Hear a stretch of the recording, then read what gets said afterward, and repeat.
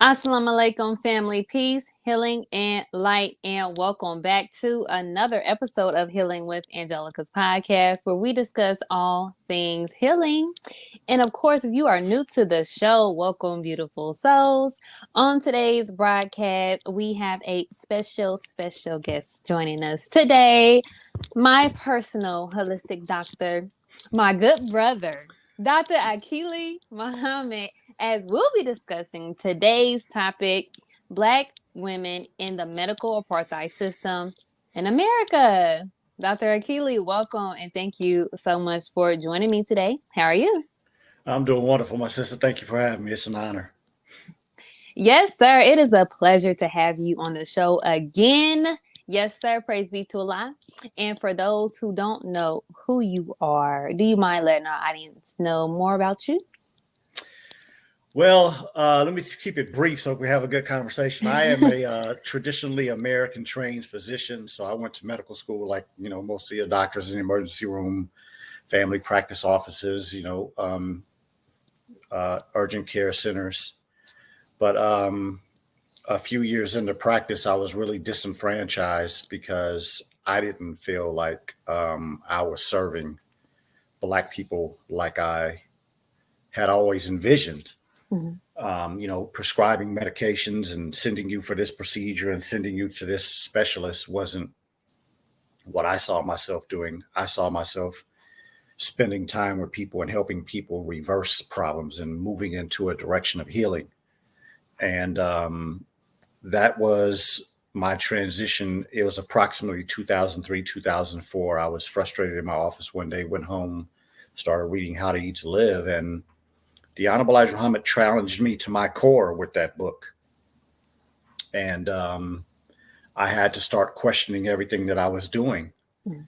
And in that questioning, in that transition, it was very difficult. It was very tough to know that I'd spent so many years studying things that weren't effective. I was studying things and I had become excellent in a system that fed me with propaganda to do what their bidding was.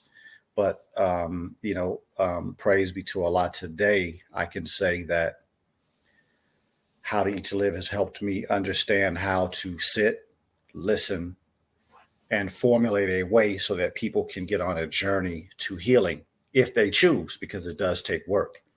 And so I am the Ultimate Wellness Group now. And of course, I pray that this grows into a wonderful collage of many different healthcare practitioners that think similar to me, so that our people have a true choice. If your desire is to be lazy and to think in a way that doesn't really make sense and think that you can misuse your body, not treat it correctly, not take care of it correctly, and Mhm. develop problems after 20, 30, 40, 50 years, and you think a pill is going to solve that, then, I'm not the person for you. But if you're ready to work, if you're ready to learn, if you're ready to empower yourself and put in that work that it takes to have good health, then reach out to the Ultimate Wellness Group so we can start this healing or health journey. And again, thank you, my sister, for a wonderful platform.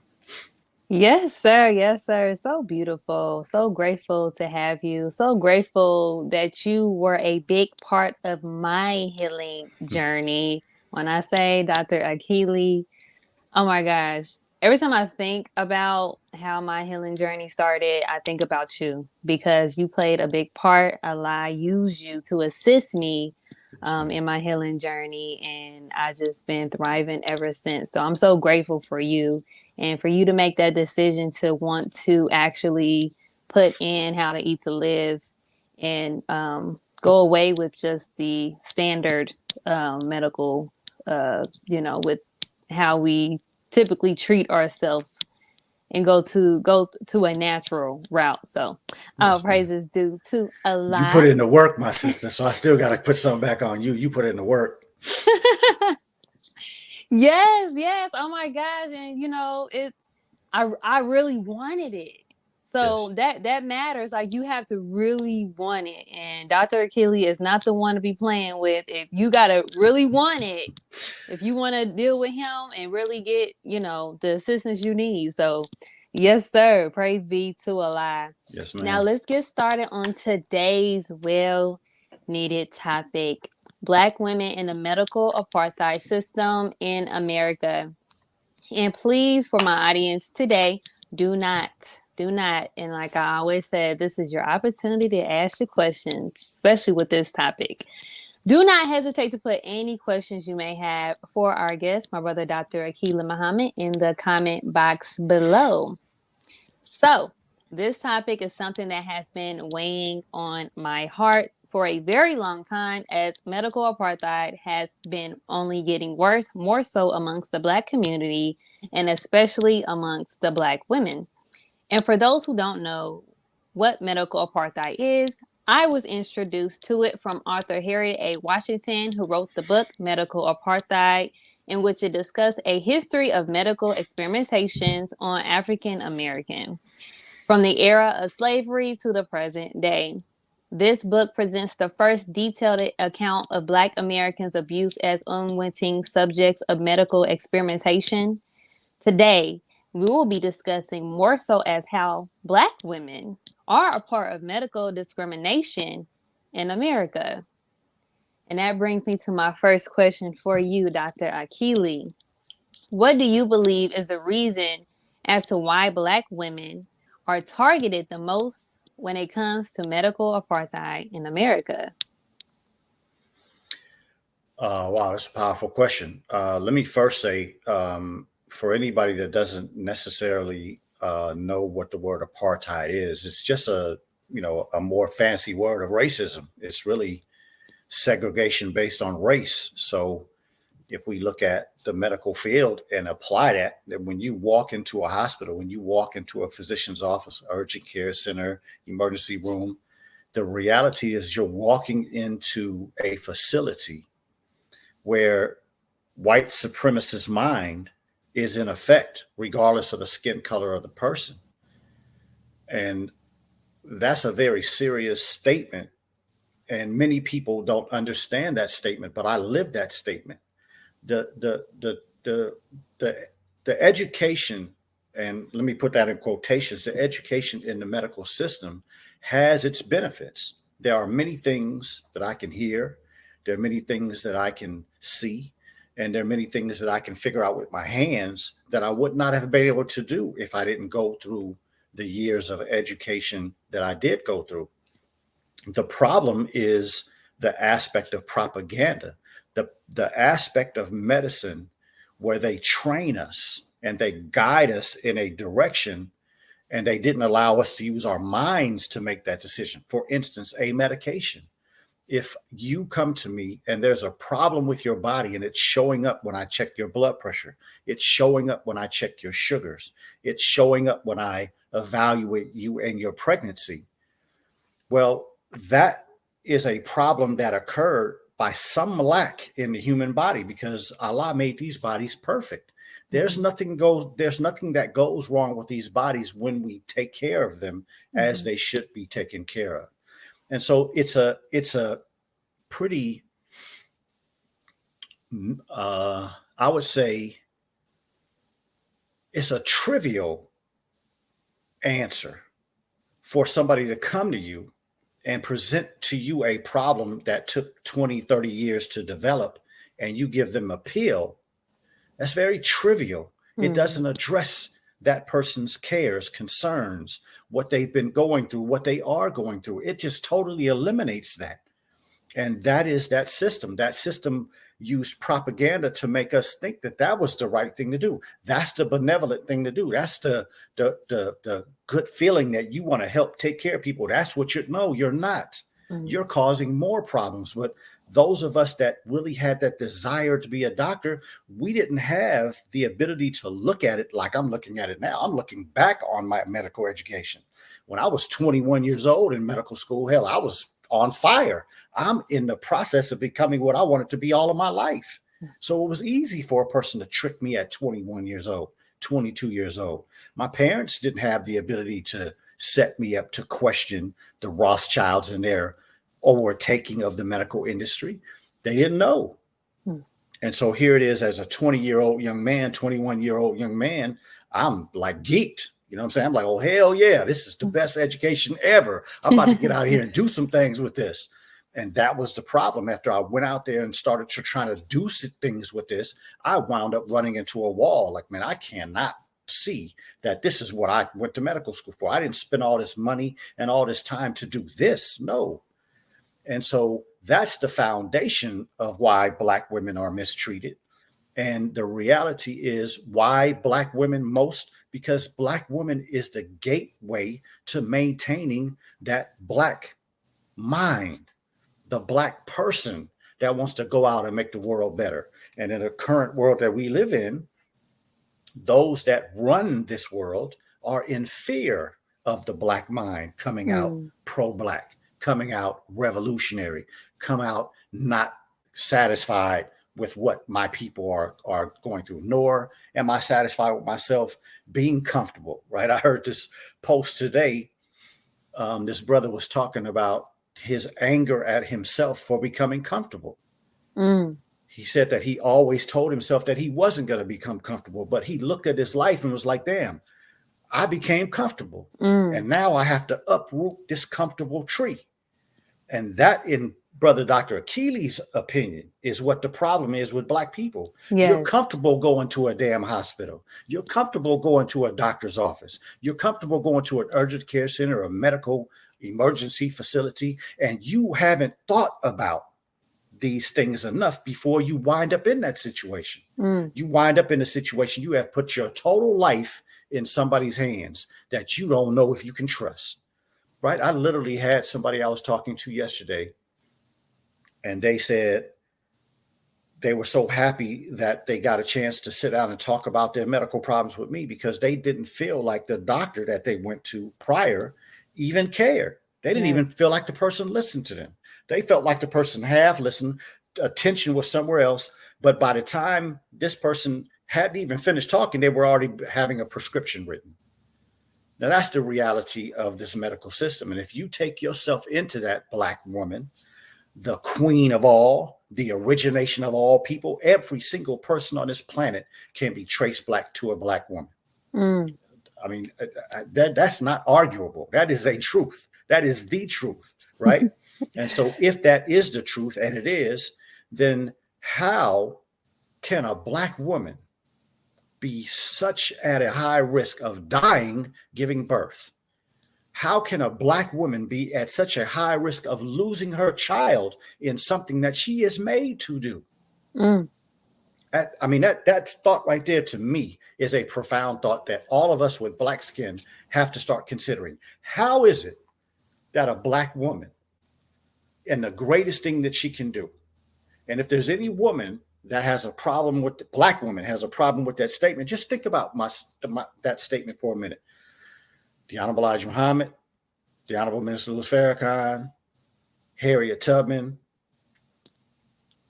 Denmark Vesey, Nat Turner, Harriet Tubman. Did I mention her already? Yeah, I said her right. Fannie Lou Hamer. I mean, we can go down the line of great people. Many of you have great people that have been in your life that I don't know. They don't have famous names that everybody knows, but they've been totally influential in your life and making you a better person, a greater person. You know you wouldn't be who you are without them. Well, every single one of these people came out of a woman. That's how great a Black woman is. That every single person on the planet, great, or even if they have this false perception that they're minuscule. No, everybody has a greatness. Some of us just aren't putting the time into to produce it. But every person came from a woman, and every woman can trace her reality back to a Black woman. That's the only genetic and scientific reality. And so that is Brother Dr. Akilli's personal viewpoint, which I think is based on a lot of actual facts that I have witnessed in this medical field, studied in this medical field, that the Black woman is under attack because she's going to produce and is producing Black men and Black women that are going to destroy this system of white supremacy and put us back into a place where we can be at peace. And lastly, I'll say this: I would not be able to stand sit as I'm doing, but I'm standing with these 10 toes. I wouldn't be able to stand and speak as I am speaking if it wasn't for the Honorable Minister Louis Farrakhan. I speak all the time about how great that book, How to Eat to Live, is, that the Honorable Elijah Muhammad wrote. But it would be remiss on my duty if I didn't say that the lectures of the Honorable Minister Louis Farrakhan helped me understand that book. So when I speak about, well, let me say, when I speak, how I speak, which is with strength, which is with no compromise, which is the reality that happens when you find truth and you stand on it and you're serious about it and you study it, you can stand and speak like this. But I have to give the credit to those two men. The book Medical Apartheid freed me from the lie that the medical system that I had such reverence for needed reverence. It needs to be critiqued. And that's what Harriet Washington did in Medical Apartheid. And it's my personal viewpoint that if you Black people that are listening to this, if you would read that book, you would understand that everything that I'm saying is actual facts and can't be disputed. Whew. Praise be to Allah. Oh my gosh. When you were talking, you had brought up the fact of how we trust the medical system with a lot of things. And I actually did a video about that before, about how we put all of our trust in the medical system, even with the littlest things, and we don't even trust, honestly, our own people, let alone the people. Yes. Let alone we trust the people that never cared about us. That's right. So I really stand on the principle of knowing yourself. If it wasn't for, because prior in 2016, I think I spoke about this before, everyone know that I had went through a situation where I lost a child. I had a stillborn at the time. I truly believe it was due to not having the lack of care, because a lot of things could have been done differently. Mm-hmm. However, from that experience, it went into my next pregnancy with my son now. And from that, I ended up having a whole bunch of fear just about going to the hospital, about having another baby. What if this son died? Yes. What if I died? You know, it was so much trauma that accumulated from the experience that I had with my first child passing away and what happened in that process. So from this period now, with me having my son and me going through that transitioning, and also just things that I went through after the pregnancy, I realized that I didn't know nothing about pregnancy at that time when I got pregnant. I didn't know nothing about pregnancy. So the things that they were telling me, I agreed to, like, okay, because I'm trusting them enough to know what they're doing. Yeah. I trusted them enough to know that, okay, Yes. they're going to make sure that my child is safe. Yes. And within a 3-day time period, my son passed away. And for me, he was perfectly fine. I didn't understand, and they could not give me an explanation as to why he passed away. So I truly stand on the fact of women, especially women, obtaining the knowledge of self, knowing who you are, knowing your value, knowing your importance, and also just getting knowledge of just pregnancy, childbearing, and what you're in, because like you said, like I just said, we give all our trust to these hospitals that is not really meant for our good. That's right. You know, so that actually brings me to my next question for you. Why is it absolutely vital that women must obtain a knowledge of self and their body in protecting themselves against medical discrimination in America? You know, I say all the time that in a true system that cares about its people, the true education system, the word educate, it comes from a Latin word educare, which means to make better. That means this person is formulating a, a fund of knowledge to be able to be better, to be able to show and be able to apply their gifts. So let's just think about that for a minute. If that is true, and it is, how could a 19, 20, 25, 30-year-old person not know anything about their health? What does that say about the society that you live in? What does that say about your parents? Not knocking them, but hell, they came from the same reality, right? If I look at my father, my grandfather on my father's side and my grandfather on my mother's side, both of them were sharecroppers. What should I expect from a system of slavery that was to completely destroy Black people? What should I expect to have learned from my grandfathers? I learned a lot of great things from them, but I didn't learn how to take care of finances. I didn't learn how to be a good husband. I didn't learn how to be a good physician. I didn't learn anything about how to take care of my body from them. So we lack basics when it comes to so-called education in this country. So to me, that's the foundational problem. That should be obvious to all of us, that this government and the systems that they have put in place don't give a damn about us. That's number one. Number two, we always have to go back to God. Why is there a scripture in the Bible that says, my people suffer for the lack of knowledge? And that's where most of us stop, but that ain't what the whole scripture means. It says after that, and also because you reject knowledge. Well, the teachings of the Honorable Elijah Muhammad have been here for a long time, 93 years. And many of us, I'm using this as an example because I just left something on Sunday. We went to a memorial service, and there were many people that I went to school with in medical school. There were many doctors, many dentists, many other professional people in the room. And to a person that I knew personally, they came up and they gave me credit for what it is that I do, what I post, the things that I say, the fact that they can look at me and say, damn, you look good. You look almost as good as you were when we were at Meharry. I didn't say that back to them because they don't. They fat, they sick, they look like they're about to die right there in front of me. And some of them, I'm sure, have taken the vaccine. Now, I'm not trying to put anybody down. My only point is that my colleagues that are physicians, they wouldn't be giving me those type of compliments if it wasn't legitimate. Because to give me that compliment is basically marking yourself as a person who doesn't look and evaluate somebody that's doing something more effective than you, and you start changing your life because you got a good example. All praise is due to Allah and the men that I just been mentioning. I'm not taking credit for any of this because I was along that same line. If it wasn't for these teachings, I would have been a fat, probably hungover, smoking doctor in that room with the rest of them on my way to death.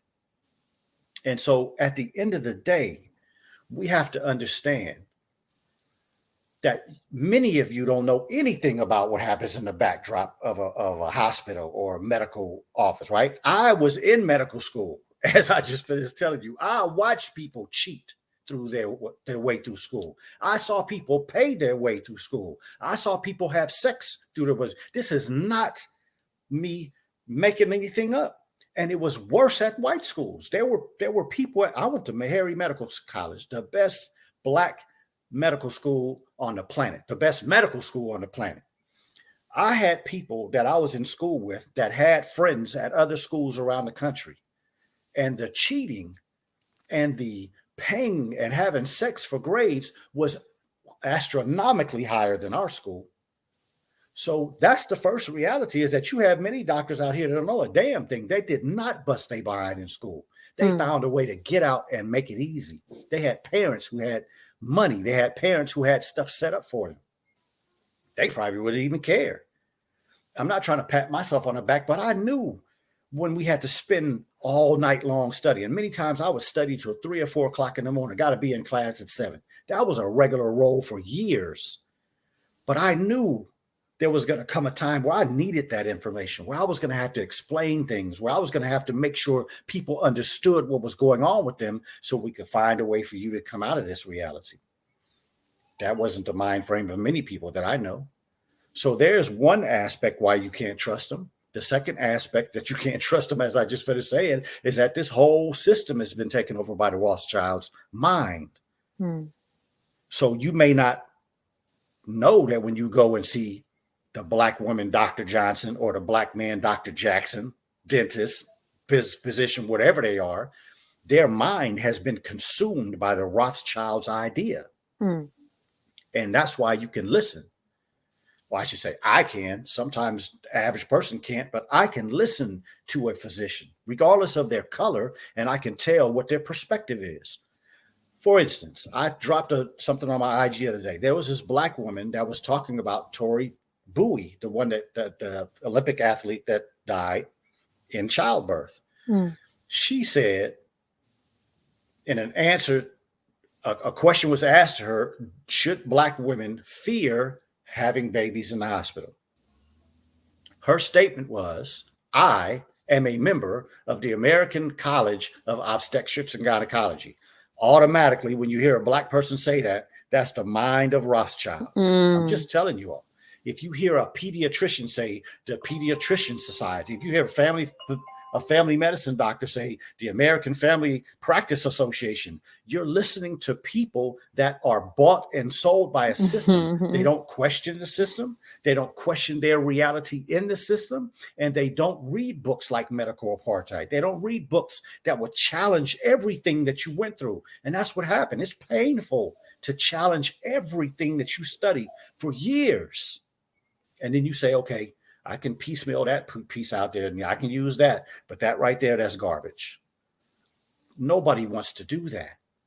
Nobody whose total self-esteem and self-confidence is tied up in what they do every day wants to go down that challenging road. But in my personal viewpoint, Allah did that to me. God put me on that road because I wasn't supposed to stay in that system. I wasn't supposed to be like everybody else. I ain't never been like everybody else. Going along to get along and being in the same reality as everybody else does not make you what your gift was supposed to make you. You're suppressing your gift to try to fit in for what? A house, a car, some clothes, some clout.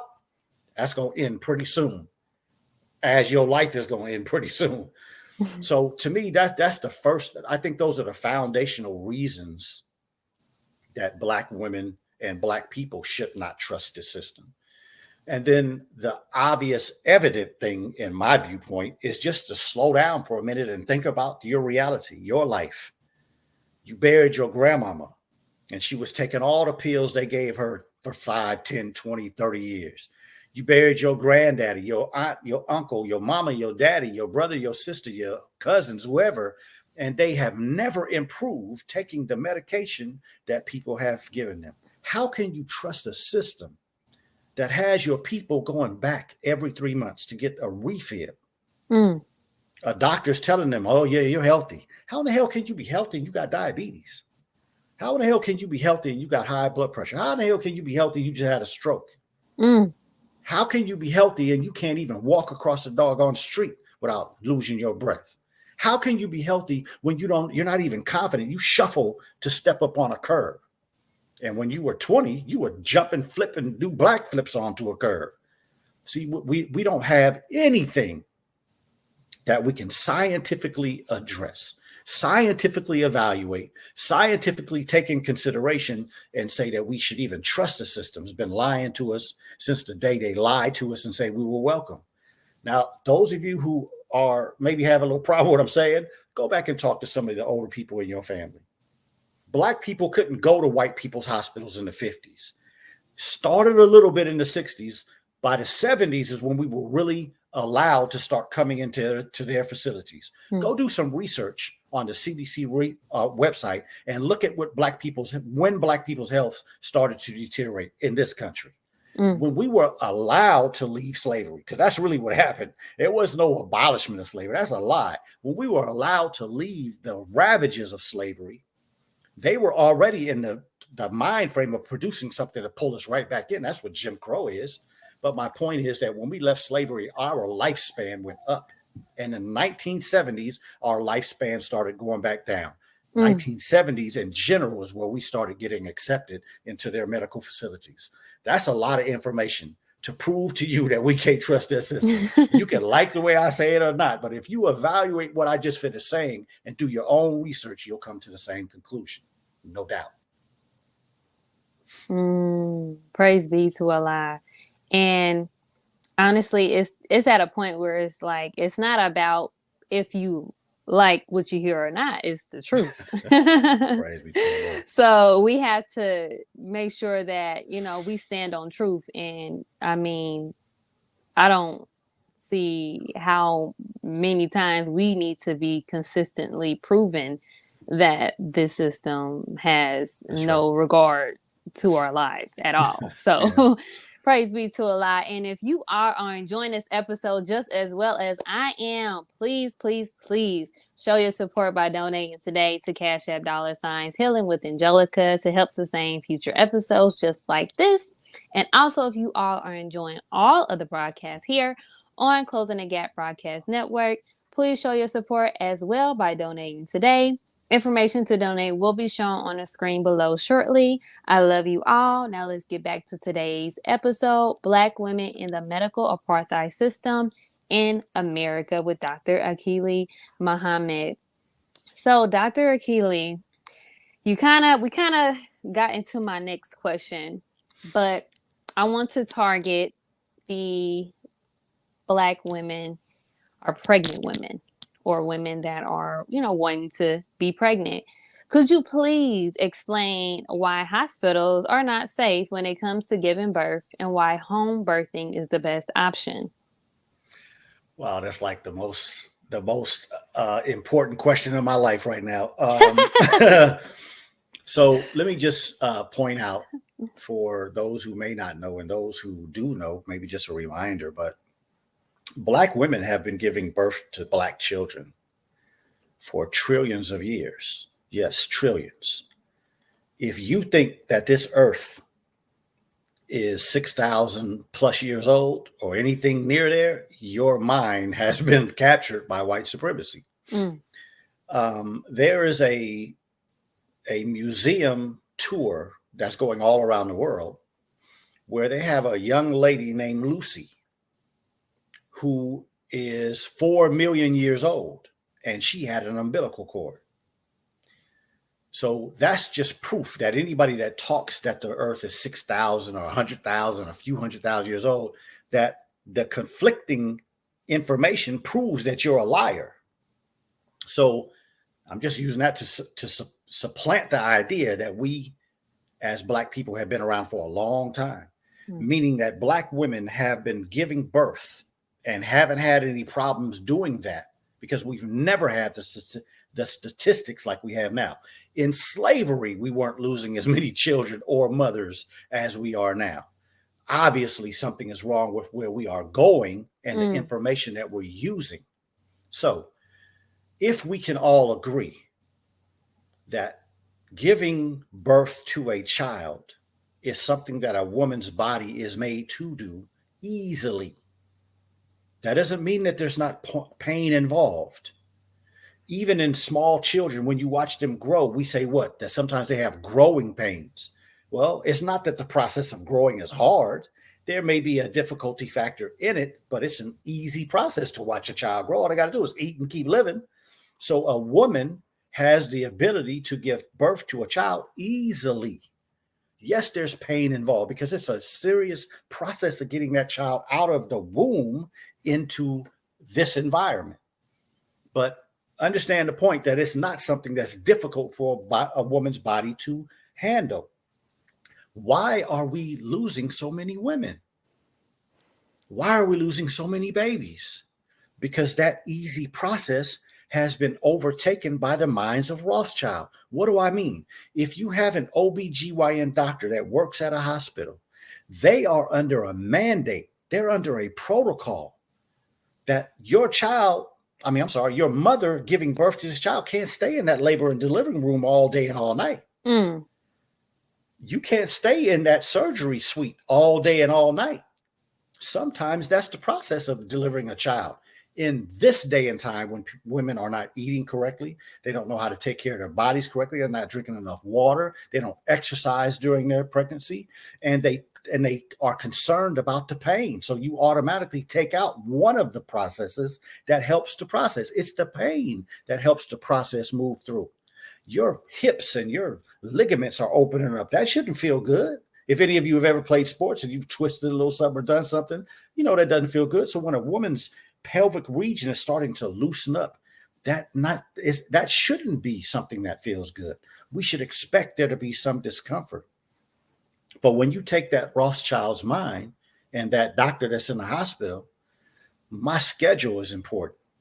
This is the honest, true story. When my son was brought into this world through a C-section, the doctor that did the C-section called me and my ex-wife about a week before, because my ex-wife had a C-section with the first child, so she wasn't the type of doctor that would try a vaginal birth after C-section. So she automatically said that was going to be it. She called us a week ahead of time, changed the date that we were going to do the C-section because she was leaving town. That's the way many of your doctors are making decisions for you. I want to go home and have dinner with my husband tonight. Okay, let's get him in at 2:00 because even if I have to do a C-section, I'll be done by 8. I'm just being honest with you. Yes, it's and true. If you think about the reality of how great this experience should be for you, how happy, how peaceful this experience should be for you, that this child is now coming into the same environment that you are. Nobody should be making a decision on some BS like that and put your child in your life online because they're trying to rush you through it. Turn the Pitocin up. Let's get these contractions going. That ain't the way it's supposed to happen. That's not God. We have to stop and slow down and start evaluating everything in our life based on God. Why did God make contractions? Why did God make the baby's head come down first and then start to rotate and then the shoulders come out? Why did God make that process happen? Why did God make the process happen that if your child is upside down and breech, that's not going to be a good idea? So at the end of the day, brothers and sisters, the hospital, the urgent care center, the emergency care centers. Well, let me leave those alone. I'm gonna just talk about the hospital because we're talking about Black women. That's not made for your benefit. That's made to make money. So you are a money bag when you go to a hospital. Now, what's the difference in having your child at home with a midwife and or a doula? You set the parameters. You decide what the lights are going to be like. You decide what room you're going to have your child in. You decide the music that's going to be played. You make the decisions. You get to take as long as you want to. That's your house. How peaceful would that be? I know my home is one of the most peaceful places that I love nature, but my home is probably second to being out in nature as far as peace for me. Yes. Now, what will be a better place for you to bring your child into the world? You ain't got to worry about nobody doing nothing wrong to your child. You ain't got to worry about nobody trying to run up and put a needle in them and give them some poison. You don't have to worry about somebody having a bad day and they're going to take that on your child. You don't have to worry about anybody taking your child from the vagina and putting it directly on that mother's chest, which is exactly where a child should be, not on some metal thing over there that's cold and you start wiping them down. That can happen later. Let that child bond with his mother. That's the way God made things happen. How do you know that, Akilli? Study nature.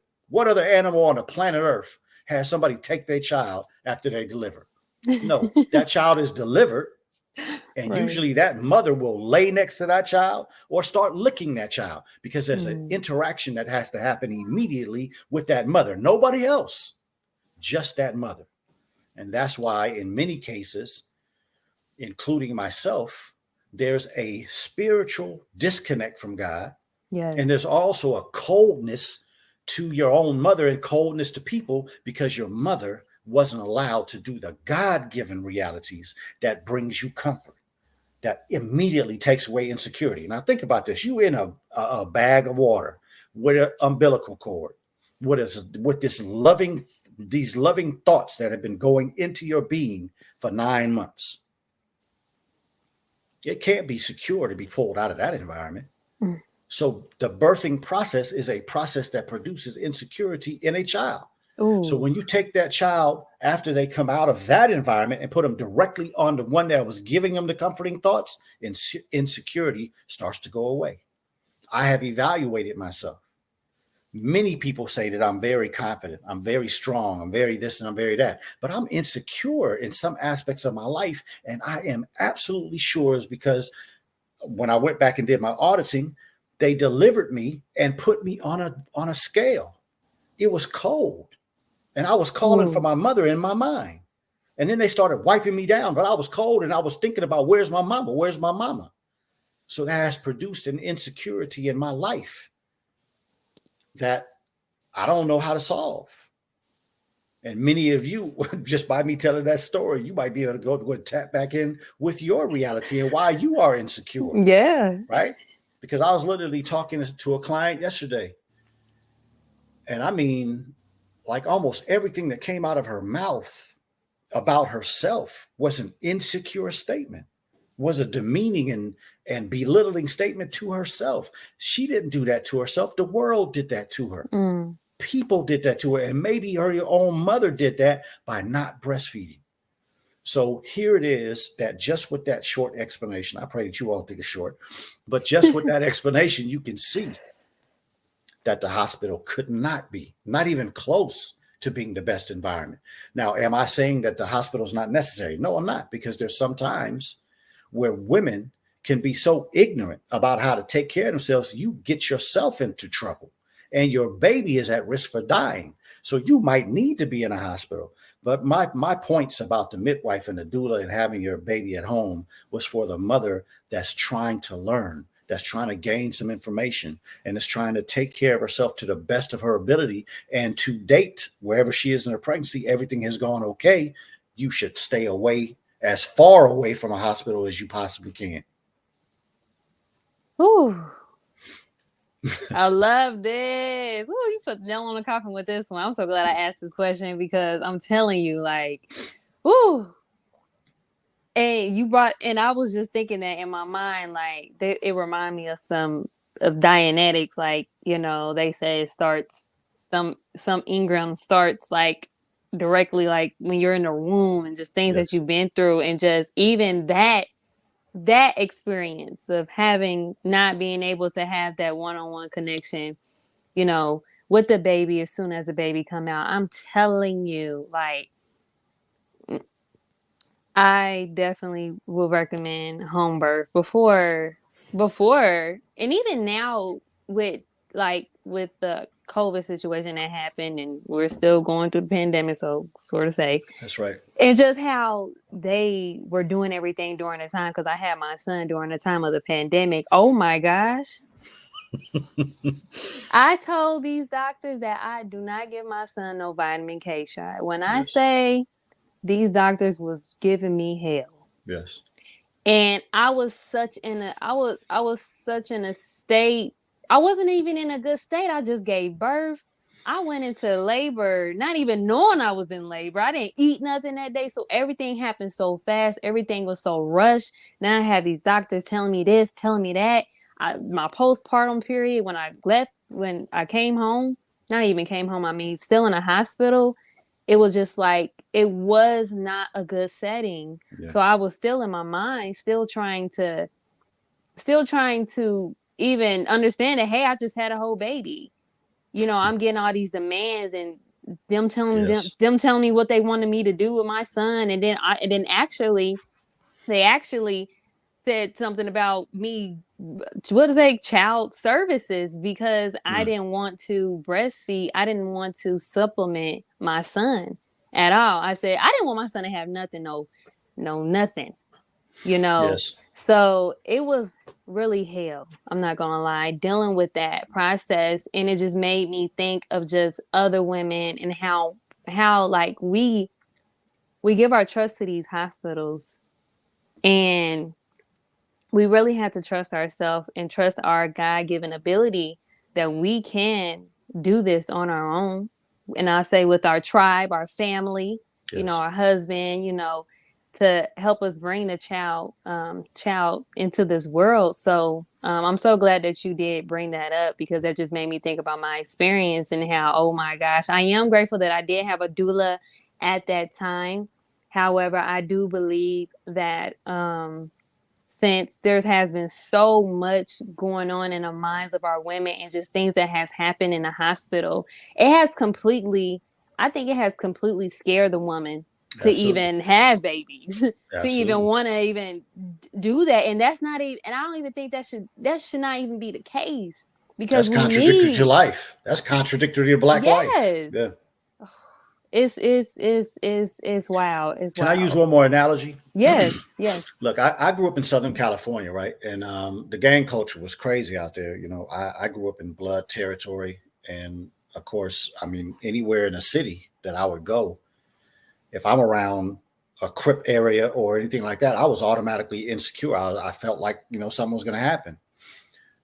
The first time I went to New York, that same feeling was like 10 times worse. Mm. Right. And I always tell people, you know, I don't like New York. I don't want to be in New York because I have this uneasy feeling that there's so much there that's different than what my environment was coming up, that I really don't have the opportunity to really protect myself. So I feel like butt naked in New York. You see what I'm saying? And I'm saying that for a very serious reason, brothers and sisters, especially sisters. This point is to the sisters. We have to, as people, but especially you black women, have to start loving and learning how to 1000% rely on those inner feelings that come from in you. That's God talking to you. When you get that thought, oh, maybe I shouldn't go to this hospital, you should turn around, because that's something that you can trust. When you walk into that Mm-hmm. hospital and you feel uneasy, you walk into a doctor's office and you just don't feel welcome. That's a God-given reality. That's a connection to the God that you serve. I don't care what the name you call them, but you have to learn how to trust that. And that's the problem, is that many of our black women are going into these systems and feel like I felt while I was in New York, but you stay. Hell, I was trying to get out of New York as fast as possible, as fast as that car could roll. I'm trying to get out of it. I'm just being honest. I did not want to be there anymore. I felt like no matter who was walking by me, something bad was about to happen. And some of you feel that way when you're in these doctor's offices, when you're in these hospitals, when you're under the care of a particular person and you're in total need. You're in a position where you can't leave because something is so bad, but you feel uneasy. You feel like, man, I'm not being treated right. Yeah. We have to start paying attention to that, because many times that will save your life. Oh, wait, praise be to Allah. I'm so glad you brought that up. I'm telling you, we can talk about this all day, because I can think about just my experience, even with just what I had went through during the pregnancy. I swear I went through so much anxiety with the second pregnancy, to where I knew something was wrong though. And still, with me trying to figure out what was going on with me during the pregnancy, me going to the hospital and these doctors, they would just say, oh, it's just pregnancy symptoms. Oh, it's just this. But in my mind, I'm like, I'm not going crazy. Something is wrong. Something is going on. Yes. You know, it will be nice where I could not sleep. And I'm like, that's not normal to me, especially like just me just being pregnant. You know, like I should be able to sleep. And it wasn't until after I had my son and after I was going through the things I was going through, I had to piggyback. And I did look back at my results. I did look back at and see, that's another thing too. Just having the knowledge enough to just go back and back check these doctors and what they so-called check you on. Because what I found out is that all the stuff that I was going through in my pregnancy had a lot to do with the diet that I was consuming during that time. And also, I was lacking potassium. Yeah. I was lacking salt. But in my mind, I thought it was something serious, to where, oh my God, I need help, to the point that they thought I needed to be on medications for anxiety or something like that. Right.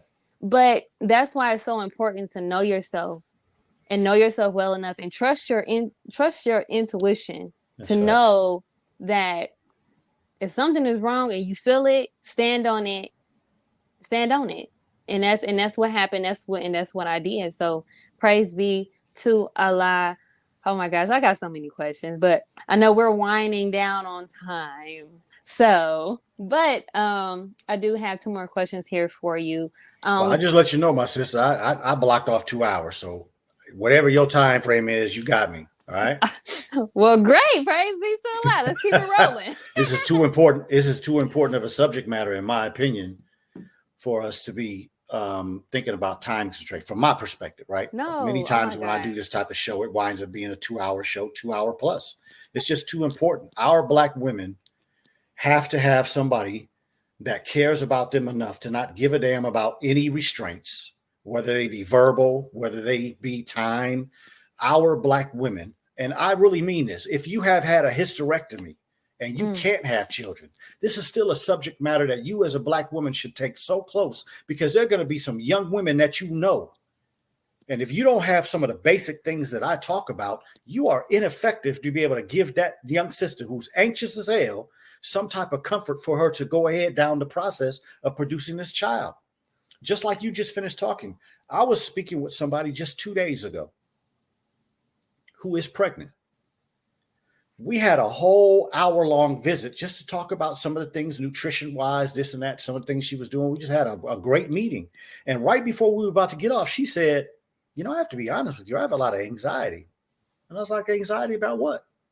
She said, damn, I need to think about that for a minute. She said, you know, I think I'm anxious just about being pregnant. So that's my point. Here is something that a Black woman is made to do. You probably could do this better than anybody else. Again, look at the great people that are on the planet. Right? Yes. If there's anybody on this call right now that's thinking about their favorite rapper, that came out of a Black woman. Your favorite writer, Black woman. Your favorite movie producer, Black woman. Yes. Greatest politician, Black woman. You see what I'm saying? Revolutionary, Black woman. The greatest men on the planet Earth, Master Fard Muhammad, the Honorable Minister. You might not agree. That's my opinion. Black women produce all three of them. How the hell you anxious about giving birth to a child? They've done a hell of a job on our minds. Yes. And so I'm going to give myself a plug because I just don't know what else to do. I mean, I'm just being honest with you.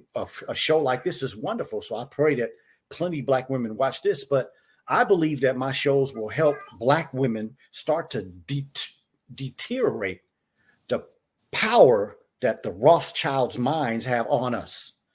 I believe that my shows will help Black women murder white supremacy that's going on in between their ears every day. So my shows aren't free, but I think it'll be worth you getting a subscription. So, you know, maybe we'll get the information a little later. blackstream.live/TUWG. We can repeat it, but I'm just being honest with you, sisters, and hopefully brothers too realize how important this is for us to be educated about. Because you might be standing next to your wife in a hospital one day. And if you don't have yourself together, and if your testicular fortitude ain't where it needs to be, you might wind up losing your wife or your child. Now, we'll think what your life is going to be like after that, because you didn't take the time to prepare yourself to take care of your wife or that child that she's bringing into this world. I'm just telling you what's happening. I've had people walk up in my office, cry on my shoulder because their wife nor their child made it out the hospital. I've had people cry on my shoulder, men who have their babies in their arm, but their mother didn't make it. And I've had the opposite. I've had a mother and a husband or a boyfriend and a girlfriend walk in my office and their child didn't make it. So I'm not telling you all, and I don't have this passion for nothing. I have this passion because I've seen the pain. I've dropped tears for people. When I was in not Savannah. I was in I can't remember. I was somewhere in Georgia for my wife's birthday when I found out about Tori Bowie. I've never met her. And I started crying because I was sitting there looking at the story that she died. Yeah. But my tears weren't only for her because she's famous. My tears were for all of those Black women that I've had in my career. My tears were for all the Black women that are going through this. And they don't have somebody to stand like I would stand. That my voice represents my strength to stand with a Black woman. If me and my wife decide not to have any more children, but I'd be damned if there's going to be something happen to my child or my wife in the hospital because of your negligence. I'll die first, and you'll be dead because I'm dead. Ooh. But that's the perspective we have to start having. Now think about that. Some people might say, "Oh, he's crazy for saying that." You mean to tell me you're going to take your Black behind as a man into a hospital, and the possibility is that your wife and your child going to die, and you ain't ready to die? That's a coward. That's the way we have to think in order to stop this madness from happening. Because I don't never want no black woman or black man to come tell me about the death of somebody in a process that God made a black woman's body to do. That's almost like saying, when black people walk down the street, many of them are just falling and hitting their head on something and dying. You mean to tell me we dying at something as basic as just walking? See, that sounds crazy to people, but that's how we should be looking at this reality. Yes. And if we're not taking it like that, then we ain't seeing it for what it is yet. It's horrific. It's another travesty. It's another Holocaust on top of our Holocaust. Ain't no Holocaust in the history of the world been worse than ours. I don't give a damn who you are, where you come from, and what happened to your people. Ain't nothing touched what we've gone through. And we're still going through it today in 2023. And everybody want to look at people like me and say, why are you talking about race all the damn time? Because it's the main reason why we get murdered. And that's what's happening in these hospitals. You taking yourself into a hospital, they murdering you, whether it's out of ignorance, or whether it's out of purpose, or whether it's out of not paying enough attention to you. You got murdered and your child was murdered. And until we start looking at it the way Brother Akilli's talking about it, we ain't going to do nothing about it. We're going to keep talking about what's happening to them. It ain't personal enough to you yet. But watch how Allah works. Some of y'all that don't give a damn, some of y'all that are comfortable, it's going to happen to you. And then you going to decide to jump part of the team. Okay, we'll accept you. Don't know how, but we'll accept you probably. Oh, brother Akilli, you're being just real right now. And and this is why I was so eager to talk about this today, and how my heart goes out to women that are pregnant now, that are taking themselves to the hospital to give birth to babies.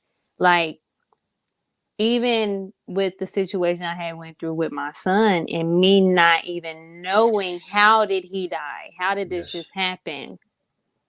So, sometimes Allah do have to take you through things in order for you to understand, unfortunately.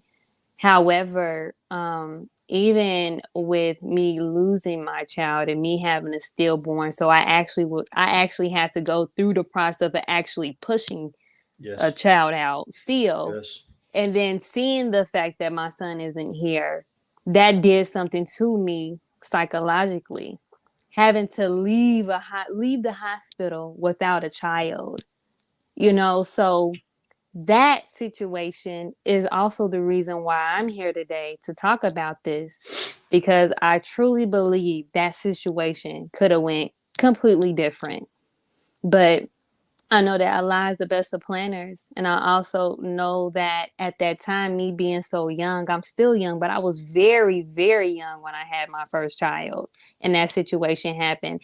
I didn't have the knowledge to even know what was going on or even what I was putting myself into, until I had to experience having a child again and actually being woken up and actually coming into the nation of Islam and actually accepting Allah, God, into my life, keeping that and making that spiritual connection with God to open my eyes to see what's really going on. And that's the thing, we don't want to open our eyes to see what's really, really going on. And also I want to point out the fact that I was binge watching your show when I was pregnant.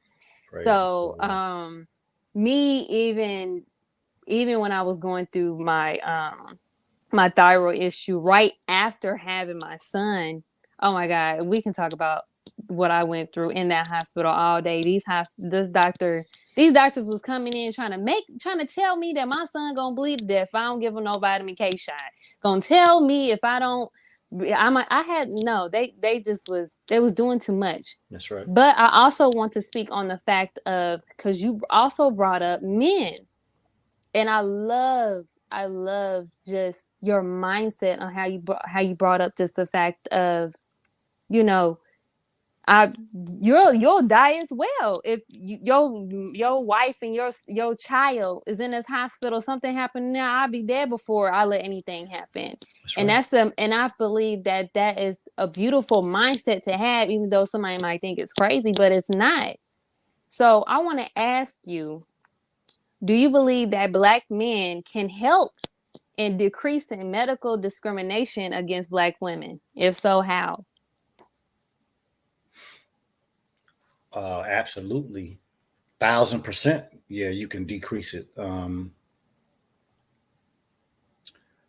Honorable Elijah Muhammad and everything he taught can be absolutely proven in no limited time. We can take a huge subject like this and we could prove it in a little while. And there's some things we could prove in a couple of words. But the statement that there's no such thing as a no good woman, every no good woman was made no good by a no good man, is applicable in this situation. Because some of you, I'm guilty of it too, so I'm not talking at you, I'm talking with you. Some of you put your penises in women and you ain't had no good intentions from jump. Mm. And that's not a problem that we can only point at the man and say something negative about. The woman has a duty in not allowing somebody to put something in you when they ain't really about you. They ain't proven. You ain't earned them yet, or you didn't make him earn you, is what I'm trying to say. So yeah, I was watching Corey Holcomb not too long ago speak the truth. He was speaking truth, but every time he referred to Black women, he used the word bitch, and I commented on the post, and I said, the Black women will start to change when we as Black men stand up and stop calling them bitches. I don't care what condition a Black woman is in. If we understand that the Honorable Elijah Muhammad is the truth teller, and they ain't no greater truth teller than him. And number 2 on that list is the Honorable Minister Louis Farrakhan. You go find me a place where they said it was all right for you to call a Black woman a bitch. I don't give a damn what she's doing. Prostitute on the street. She's not a bitch. She was made that way. Probably started with her dumbass daddy. Who didn't know what he was doing. Most women that are in those type of conditions are destroyed. No self-esteem, no self-confidence. That's how they were made to go out and do that. It started with their father not being the correct man in their life. So there's the evidence of what I'm saying. There is no such thing as a no good woman. Every no good woman was made no good by a no good man. So if we decide that we're going to change the reality of Black women, it's because Black men are going to stand up and say, I have listened to a truth teller, the Honorable Elijah Muhammad and the Honorable Minister Louis Farrakhan, explain to you why you need to raise your standard of when you look at a Black woman. Because as I said, there's no white person, no Hispanic person, no other ethnicity or race of person that can't trace their reality to a Black woman. How in the hell you could demeaning Black women when they're the greatest reality on the planet Earth that ever produced people? If we don't raise our thinking about a Black woman, then we'll continue to think that what Corey Holcomb said is okay. I'm not knocking Corey Holcomb. I used to use that word. I'm saying Corey Holcomb, even though he gives the minister credit, get your Black behind on YouTube and start watching some of his programs about Black women and stop using that word. And every other Black man that's doing that. Yes. Stop using demeaning terminology. If you say you love Black women, shut the hell up calling any of them, no matter what they doing, a bitch, a hoe. Stop using terminology like I'm about to hit it. I'm about to knock the bottom out this. I'm about to dry this coochie. You have made your Black woman the greatest mind in the history of the world, second to God himself. You've made her into a piece of meat, made her into something that you cut up. See, if we don't understand that the words that come out of your mouth is the being of your mind. Ooh. So when you call a Black woman a bitch, we know who you are. It's just that simple. And so, yes, we are absolutely part of the responsibility of changing this reality. That's why I said what I said before. If you are a Black man and the person that was good enough for you to lay down with, which means she's good enough for you to marry, which means she's good enough for you to stay there and be with her to raise this child, no matter what the difficulties that you all go through. I don't give a damn where you go. You lay down with her and you go to another woman and you talk about how this woman was this and that and this and that. You about to have some problems with this one too. And the next one and whatever many you go through until you get yourself right and realize that the problems you have with all these women are the same because you are the same. You're attracted to the same type of woman because you haven't grown. But when you get to a point and you stop blaming the woman and you start raising yourself to the responsibility of what Black men are supposed to do, then we'll start seeing something different in our communities. There should be no Black woman in no hospital giving birth without a Black man there. Should be the father, but if it's not the father, maybe a homie, maybe a cousin, maybe a daddy, a granddad. I don't give a damn who it is, but there needs to be a man in every room in this country for sure. In every room where a Black woman is giving birth to a child in a hospital, to make sure that she can do the best she can at taking care of this child, and you do the job of keeping these damn demons off of her, so that they don't have to go through what my sister went through.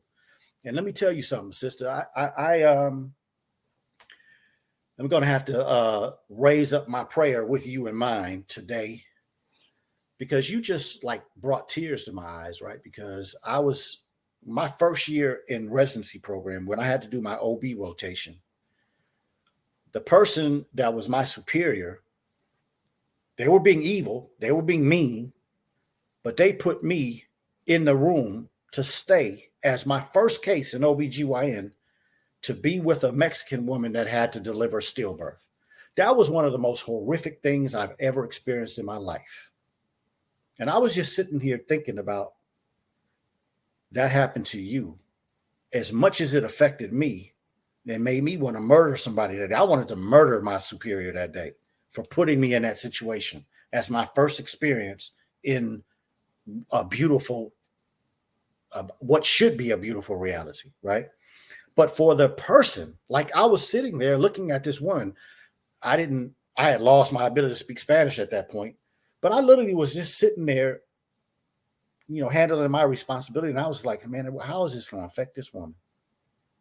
How is she ever going to be able to get past this? And that's what I was thinking about as you were telling your story, my sister.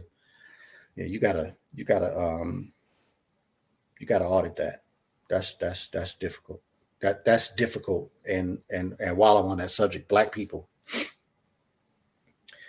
if a woman loses her child, that's not something that's going to go away because you get busy.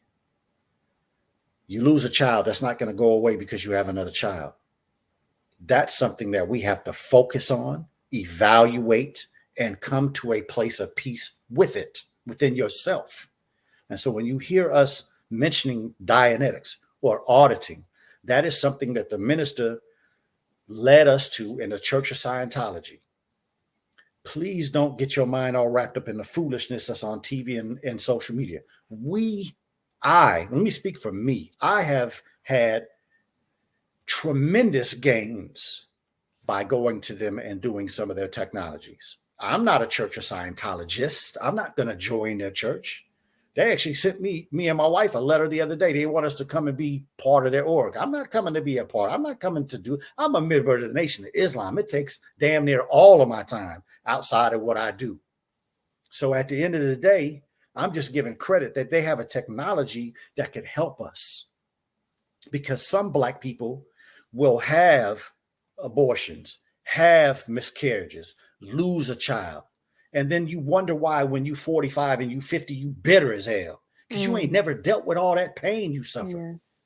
Yes. And I'm only talking about the birthing perspective, right? I'm talking about all the other racist pain and men treating you wrong. All of that's still in your head when you 40, 50, and 60. Well, we wonder why sometimes we go to family reunion and, auntie, whatever, is bitter as hell, cursing everybody out, drinking, and uncle too, right? We have to start doing things to get that negative stuff up out of us and having all the power that it does on us. And that to me is very appropriate for this conversation, because the women that are losing these children, the fathers that are losing their wives, the fathers that are losing their children, you have to do something about that. You can't just throw that in the back of your head and think that it's not going to have some implications in your activity, in your thinking, and your overall longevity and peace of mind.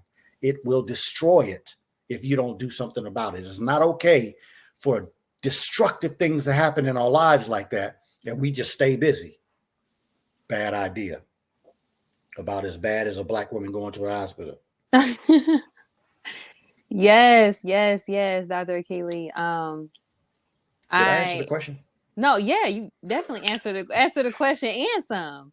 So Praise yes, Allah. praise be to Allah. Yes, so when I got connected with you, that was the first time I ever heard of Dianetics, when I got connected with you. And honestly, Allah has been showing me so much ever since I just been on this journey in Islam, and also just trying to heal myself just from past trauma, past wounds and stuff like that. And I actually did get a auditing session about losing my son at that time. And honestly, what I realized is that, and this is why it's so vital to have a connection with Allah. At that time, I was so young. I was not.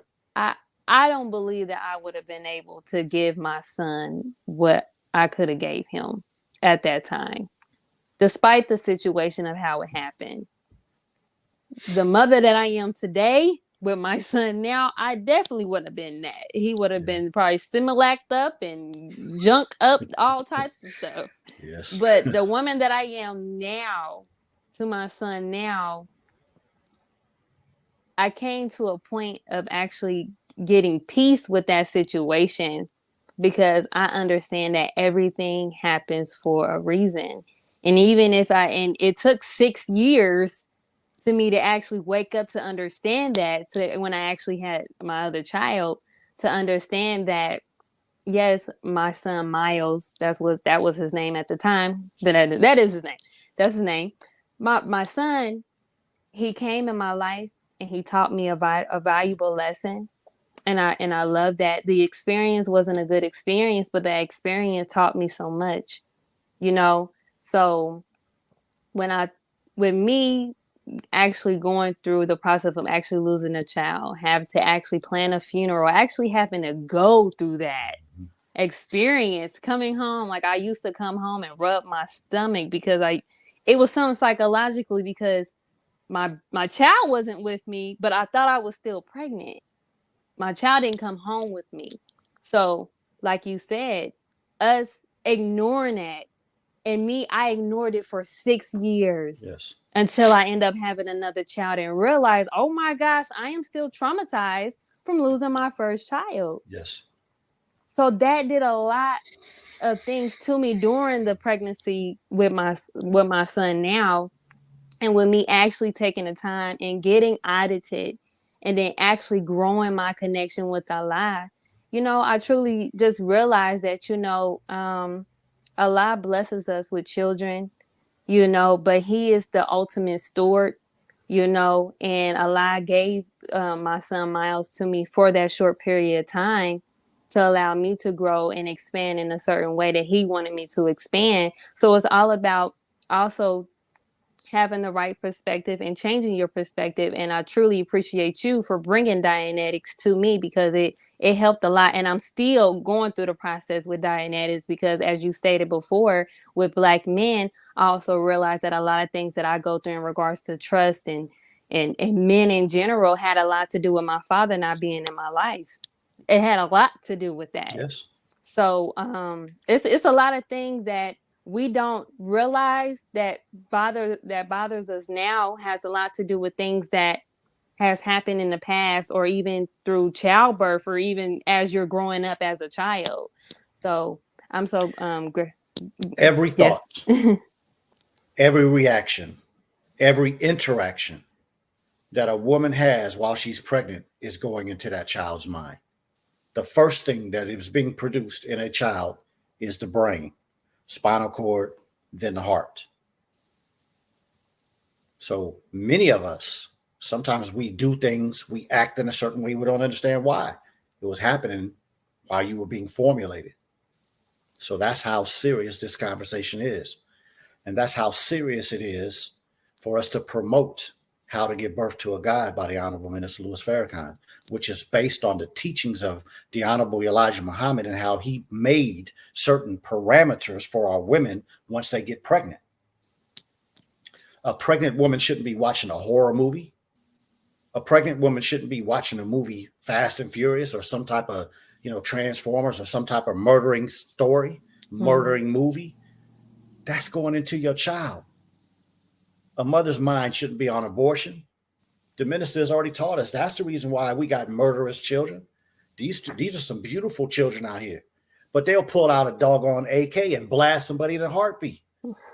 And some of it is because of that stuff that they were feeling and some of the stuff that was being poured into them while their mother was pregnant. Yes.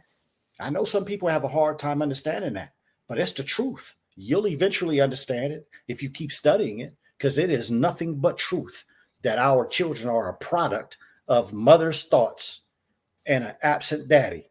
That's part of it too. Because whatever that mother was thinking about that daddy going into that child, you come out into this world and everything that's been put into you about that man is negative. How bad he is. He ain't shit. This nigga that, this nigga that. So your first introduction to him, regardless of what age you are, it can't be positive. You started off on the wrong foot. Sometimes we don't think about these things. This is real, y'all. It's real. And that's why the process of us resurrecting ourselves, which is the primary focus of the Nation of Islam. So anybody that thinks that members of the Nation of Islam need to be out here boycotting with y'all, hell no. Nah. If you think that we need to pick up guns, hell no. Nah. Once we build some stuff, we might pick up guns to protect that, because we ain't gonna let nobody come and destroy what we build. But no, whatever you do in your organization, you do that. The Nation of Islam is into resurrecting Black people's minds. Yes. And we're talking today about some of the processes that we don't even take in consideration. We have to resurrect Black people's minds. And you ain't got to go boycott no damn white folks. I don't give a damn about boycotting no white folks. I don't want what you got anyway. Okay. I want to co-join myself with Black people who make our own. We're going to produce a healing center. It's going to be unmatched.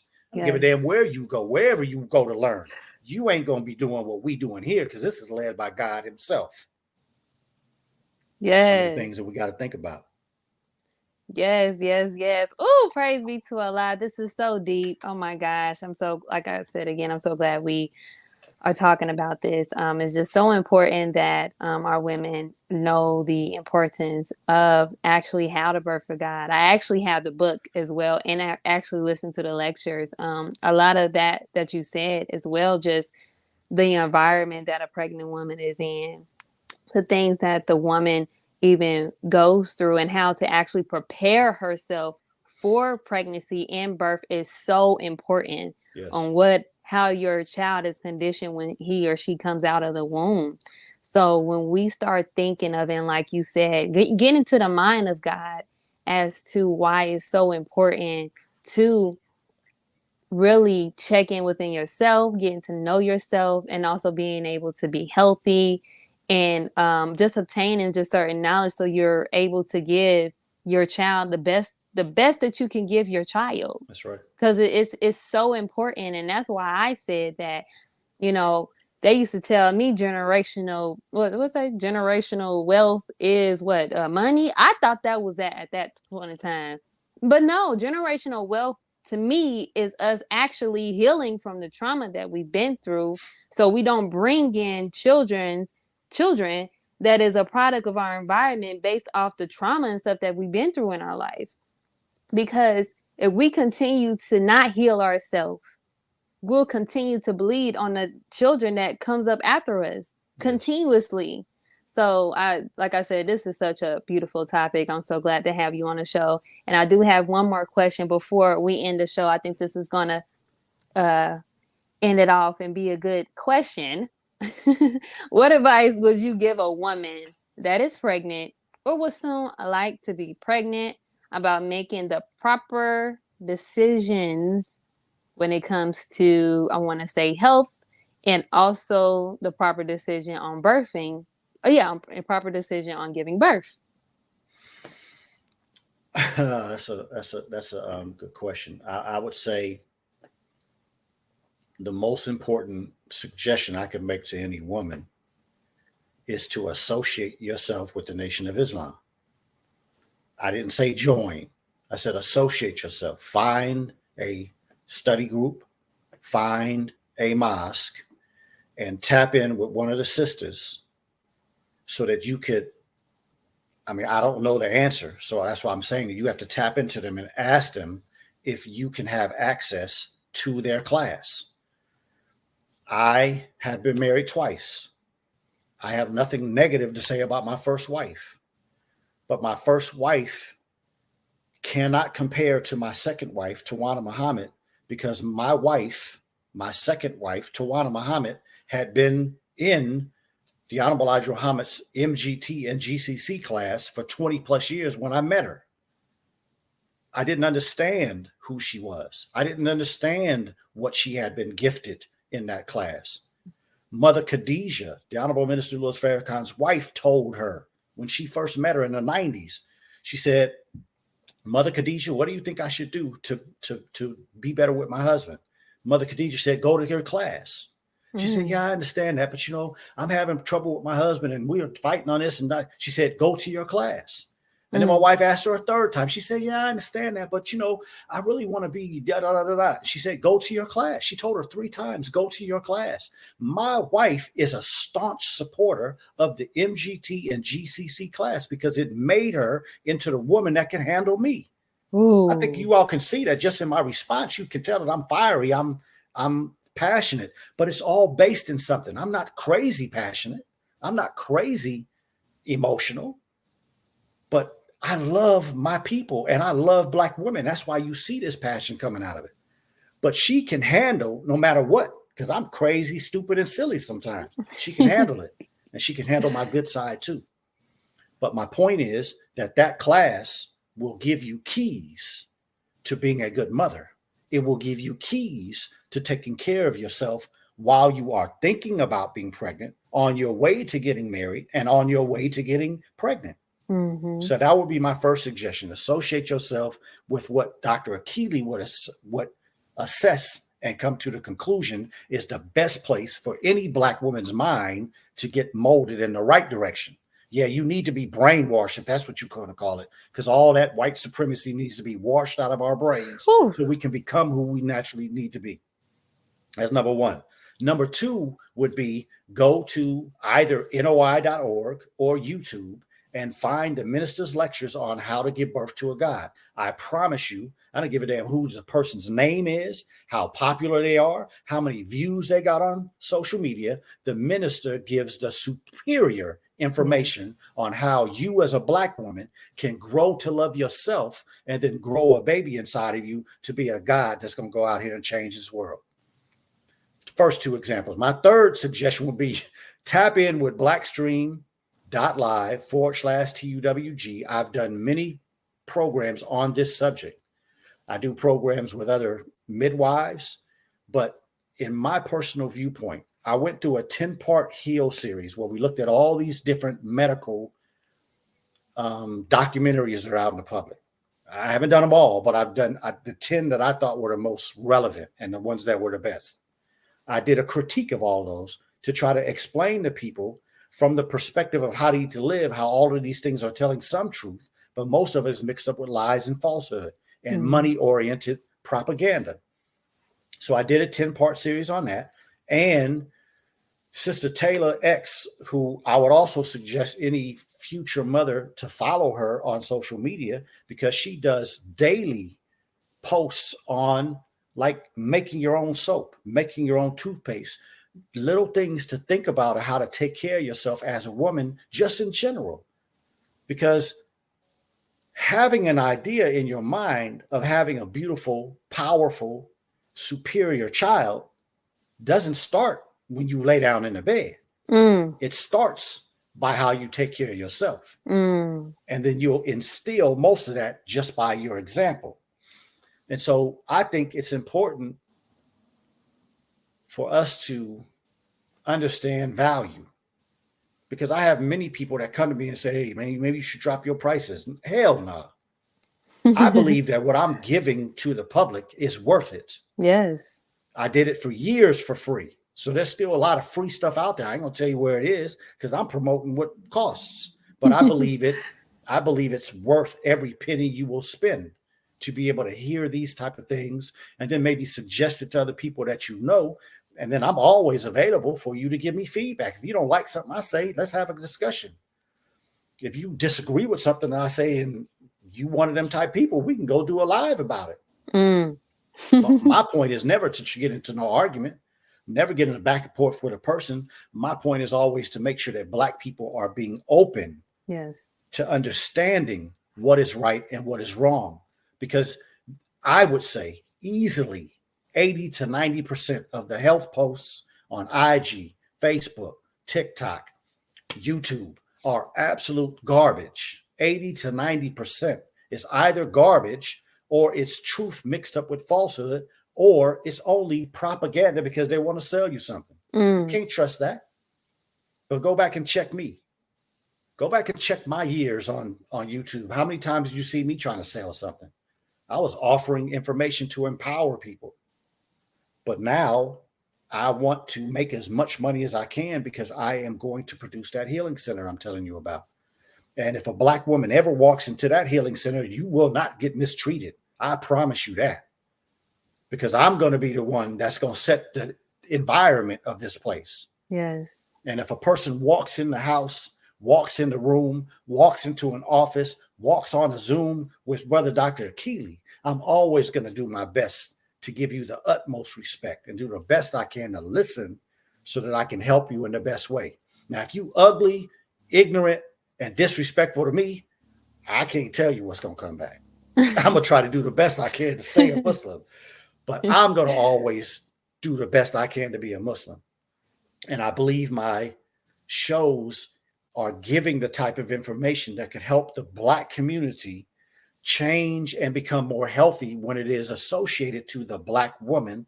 And then all of these problems that she is having, bringing children into the world, I believe will go away with the knowledge. So those would be my 3 suggestions. And I think the last one would be, again, I'm not suggesting that anybody has to become a member of Nation of Islam. It's not a bad idea, but I just don't promote what it is that changed my life like that. I believe that being an example and speaking about how it improved my life puts you in a land of decision.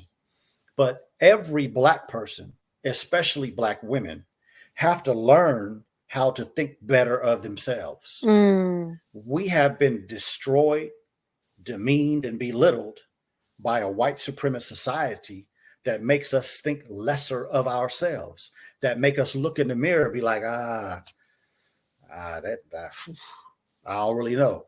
Yeah. And that should not be our reality. We should be able to look in the mirror and say, that brother right there, that sister right there, yeah, that person got it. That person lit. Now I got some work to do. I ain't perfect, but I'm on the way because I got some information that made me know who I am.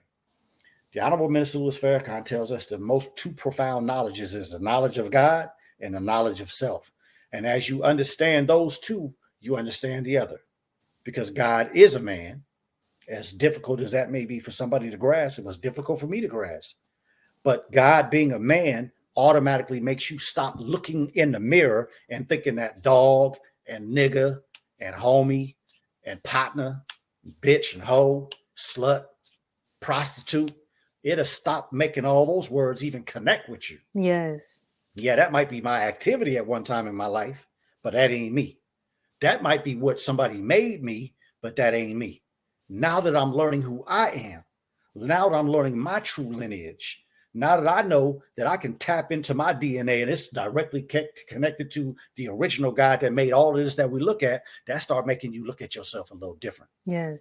Because I'm not perfect, but I'm on the way to being as perfect as I can possibly be.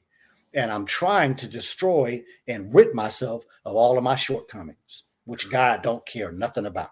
God cares about your good side. Yes. God cares about your gift. God cares about your talent. And God cares about putting you in an environment that's going to grow that so you can go out into this world and change it for the better. Period. I don't care who you are, what you think about yourself, and whether you think that you have something to give or not. You do. Just tap in with yourself a little bit. Stop spending so much time looking at stuff that takes your mind somewhere else. Yes. Movies, social media, watching other people do things that you think are great. Hell, every single Black woman on the planet that can sing can do what Beyonce does if you put it into work. Every Black man and every Black woman could be a good speaker if you put the time in. So when you see somebody else doing something that ain't something that you can't do, you don't know the work that went behind that. Yes. See, a lot of people hear me talk, but they don't know the years of study that I put behind these subject matters. You don't know how many thousands of people I've seen in my career. It's been thousands. Probably, I was thinking about it not too long ago. I'm probably in excess of 20,000 people that I've interacted with in my career. That's a lot of people to learn from. That's a lot of people to listen. That's a lot of people that you have to help sometimes think through a process and then offer information. It's a lot of people. It's a lot of practice. So when I sit and I talk, it's not because I just started last week. So really, I know all of my suggestions are surrounding the Nation of Islam. That's because every time Brother Dr. Akilli finds something in his life that he thinks is good, I can't hold it to myself. The Nation of Islam, the Honorable Elijah Muhammad, the Honorable Minister Louis Farrakhan made me a better doctor, a better husband, better father, better brother, better black man, a better person in general. And no day do I wake up and look in the mirror and appreciate who I am I satisfied. I will not be comfortable until black people are free and we're running things. I pray I live that long. And if I don't, I'll die unsatisfied. Pray I answered the question. Blackstream.live/TUWG. Check me out. Yes, sir. Y'all can actually go there and watch some stuff for free just to check it out. And then if you think it's good enough, then come on back and support with a subscription.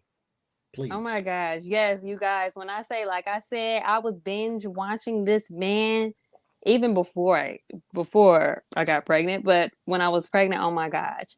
So when I was going through the things I was going through with my thyroid, I'm like, oh my gosh, I need to talk to him. And yes, I swear you are an angel from a lie. Like you really, really, really helped me in my healing journey. When I think about my healing journey, like I said, I think about you. So definitely, you guys tap in with my brother. Hey, I pray I didn't offend anybody in my passion. If I did, I apologize for offending you. I will never apologize for telling the truth. But if I said it in a way that came across maybe a little abrasive, that's indicative of my love for my sisters. Inshallah. Yeah. Sometimes I just think that, truth hurts. So sometimes it may come off a little, but we need to hear it. Yeah, I do have a statement. If the truth hurts, then feel the damn pain. But I didn't mean to call you no pain. Yes. Praise be to Allah, Dr. Akilli. Thank you so much for joining me today to discuss this well-needed topic, Black women in a medical apartheid system in America. I would also like to thank my amazing audience and healing tribe for joining us today. I pray that this episode was informative, valuable, and healing to you all. Also, be sure to share, like, follow, and subscribe so you don't miss out on any upcoming episodes on any of your favorite podcast stations. Closing the Gap broadcast on Facebook and CTG broadcast on YouTube, and Healing with Angelica's podcast on Facebook and YouTube to help spread this message of healing like wildfire to those in need of healing. Also, if you are ready to start your healing journey and don't know where to start, Healing with Angelica is here for you, as I am offering a 1-hour consultation call to help get you started on your journey. More information to book will be shown on the screen below and also in the description box.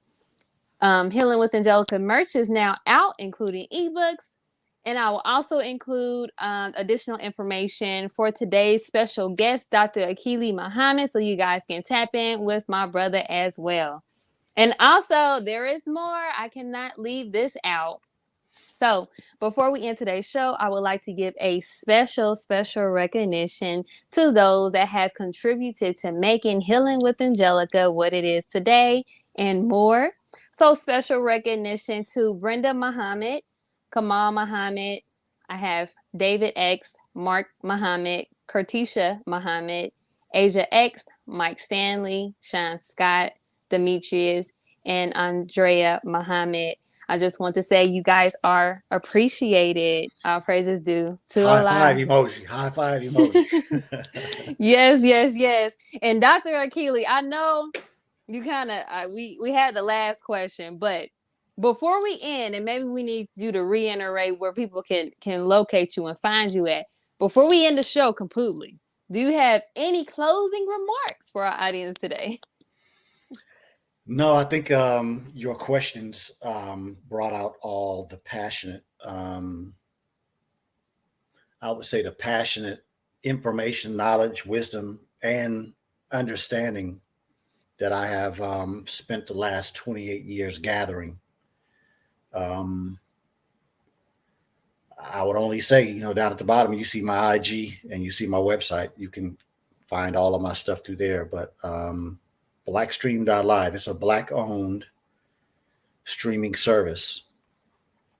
So anybody that is streaming, consider them, tap in with them, at least have a conversation, because what I know for sure is that many of, I would say, I'm at probably 10 to 12 videos that have been taken off of YouTube. I know for sure that I'm shadow banned on IG and Facebook. Every time I get close to the ability.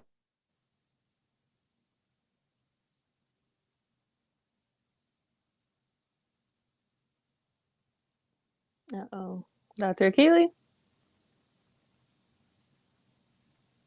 Tap in with me on blackstream.live, and also consider them for your streaming needs.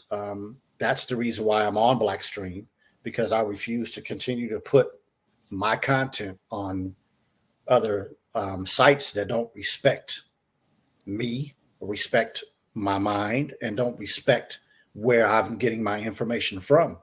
So I don't choose to continue to allow people to benefit off of me, because that's what they're doing. All of these places on social media are benefiting from you, and they're suppressing the ideas that will help our people. Mm-hmm. And they're promoting the stuff that keeps us in a stupidity mind frame. I'm not knocking any of my black people out there that are doing things that I call stupid.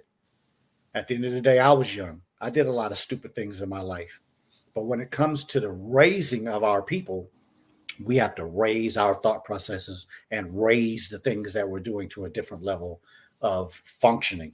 And so that's why I choose not to be on free platforms anymore, because, it just doesn't make any sense for me to put myself through that. So that's why I'm on blackstream.live. But again, I believe that whatever your desire to support us, it would be worth it, because I must continue to strive hard to give you quality information. And every time I leave your presence, I pray that you got news that you can use. And I pray that you understand that you have to work hard for good health in a type of world that we live in. Ooh. So thank you again, my sister. I appreciate you. And it's always an honor to be on a show. It's always an honor to share with people, right? My focus is always black people, because we're in the worst condition. But any person, any color, nationality, ethnicity, race, a person that can learn and raise their level of existence based on something that I say, I'm all thankful to the God that changed me and gave me a journey that I could become that for you. So thank you again for the opportunity. Yes, sir. Yes, sir. All praises is due to Allah, Dr. Akilli. Thank you again for joining us today. And also thank my amazing audience in Healing Tribe. And we leave you all as we came. Assalamu alaikum. Peace, healing, and light. Wa alaikum salam.